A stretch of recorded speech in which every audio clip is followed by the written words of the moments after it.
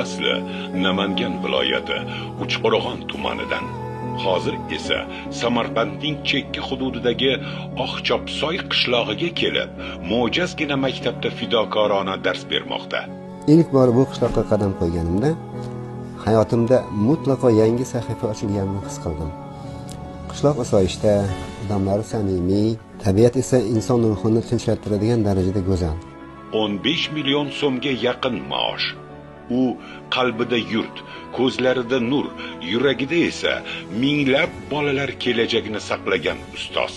Nafaqat men, balki men kabi boshqa viloyatlardan, hududlardan kelgan ustozlarimiz ham xursand bo'ladi. Shuning uchun tinmasdan bilim oling, o'qing.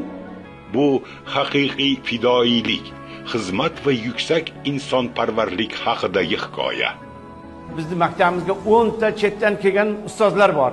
Namangan viloyatidan mana Hasanboy, Buxoro viloyatidan 2 kishi bu Gulmira Ma'lim, Azimaxon. Muallimning bir kuni Madaniyat va ma'rifat telekanalida shanba kuni soat 19:00 da albatta tomosha qiling.